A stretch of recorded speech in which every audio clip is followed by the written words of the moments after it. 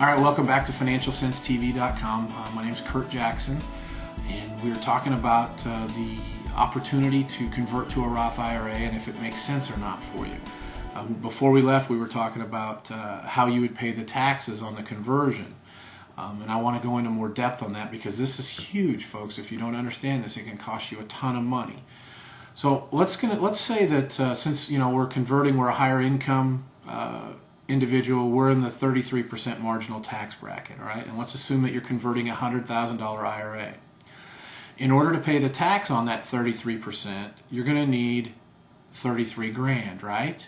Okay, on $100,000, 33% of $100,000 is $33,000. So you're going to have to pull, if you're going to pull that money out of your IRA instead of a non-qualified plan, here's what you have to do. Initially, we would have the, first we have to pay 33% tax on the 100 grand, so now we're at $133,000. But that additional $33,000 was out of the IRA, so we have to pay 33% tax on it, and if you're under the age of 59 and a half, you're going to have to pay a 10% penalty on that. So we go from $133,000 needing that much to now to $143,890. Okay, but we also have to pay tax on that additional $10,980. Well, that's about $3,623. Now it's a complex calculation, so I'm going to try to make this easy. Let's say that we have a total of $5,000 that we have to pay on top of everything. So just our taxes. Okay, we're going to have to pay $48,980 on that money coming out, that $100,000, due to the 33%, and then of the $100,000, and 33% of the $33,000, and then 33% on the $10,980. I apologize that it's confusing, and hopefully you can watch this a couple times and understand it. So we're now at $148,980 that we need to pull out. But now remember, folks, I told you if you're under 59 and a half and you're pulling that money out of your 401k, your IRA, you're going to have to pay a 10% penalty. Well, on $48,908 bucks, that's $48.90. So now we've got to pull a total of $54,798 out to be able to convert that $100,000 Roth. Oh, I got one word for that, and that's ouch. So, all right, now, if you had your money in, let's say a CD, okay, that you'd had more than a year, so your tax rate's the long-term capital gains rates, which is currently 15%, so it would cost you the $33,000, so 33 grand on the 100,000, right? The 33% tax bracket on the $100,000 we're pulling out, so we'd have to get $33,000 plus about $5,000 in taxes on that $33,000. So we're going to have to pay a total of $38,000. Now, friends, that's a huge difference. Pulling $54,798 versus $38,000.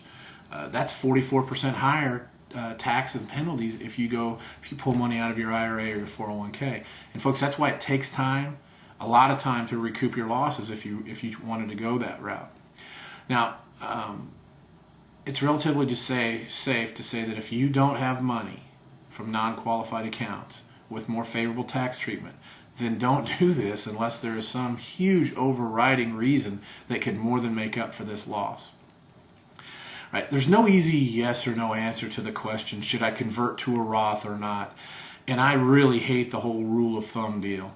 So here's some valid reasons to really consider a Roth conversion to be potentially beneficial for you. I'm not saying these are a resounding yes for doing it, but they could be reasons that would make you want to do this. And in no particular order. Let's say you have a time window of at least 10 years before you're going to need the money. Longer would be more beneficial. It could help make up for some of those losses. But a good long time frame is key in this. If you think tax rates are going to be higher in retirement than they are for you now. Or if you have enough money to pay the taxes with non-qualified funds. I just went through that example there. If you think you can move enough money into Roths that you can keep your Social Security income from being taxed. So you can move all of your money into a Roth, so you have tax-free income in the future. Therefore, maybe you're not showing enough income to pay taxes on your Social Security. And we talked about that a little earlier too. If you're never going to need this money and you want to pass the most money on to your children with the most flexibility and have them pay no taxes, if that's the case, then this could very well make sense for you. Or you're not going to need this money that we're talking about until after you are 70 and a half. See, that way you could avoid required minimum distributions that happen with a traditional IRA. And that's where you have to take the money out, a certain money amount out every year after you're 70 and a half, or you pay steep penalties. Here's another little tip. Well, those are the reasons that you might want to do this, okay?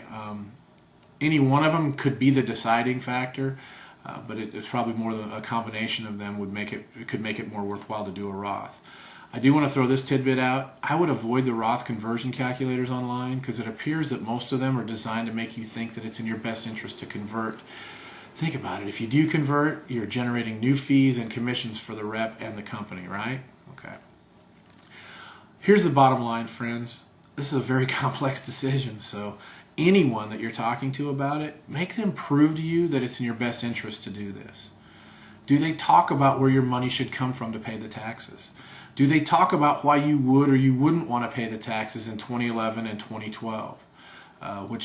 Remember the potentially higher tax rates? Here, just to give you an example on this, the two highest marginal tax rates are probably going to go up 3% and 4.6%. So if you had $100,000 that you were converting from a traditional IRA to a Roth IRA, that's an extra $3,000 to $4,600 in taxes. That's significant, don't you think?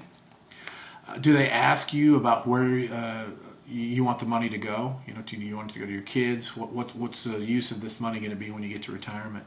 Do they ask if you'll need it before or after age 70 and a half? See, now, folks, I want to tell you this. I am a huge proponent of having as much money, as much of your future income in safe and tax-free vehicles as possible.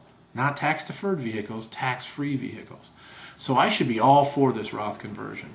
But I want to tell you, there's so many caveats for each person to individually explore that makes, to make sure their situation warrants the conversion, that I'm skeptical that this will benefit many folks at all. All right.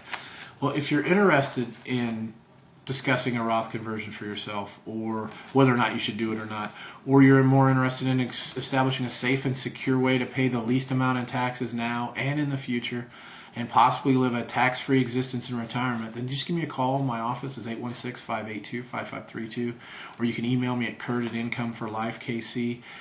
We can explore all the great ways to limit and possibly eliminate taxes now and especially in the future. I want to thank you for tuning in to FinancialSenseTV.com.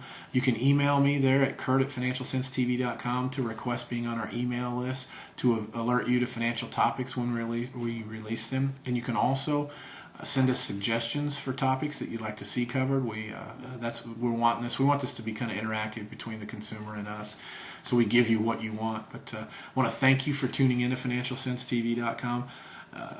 Our topic about Roth conversions. If you're thinking about the Roth conversion, make sure you're working with someone that fully understands all the caveats within the Roth, so you don't make the wrong decision and run the chance of costing yourself thousands and thousands of dollars. So have a great day, and thanks for tuning in.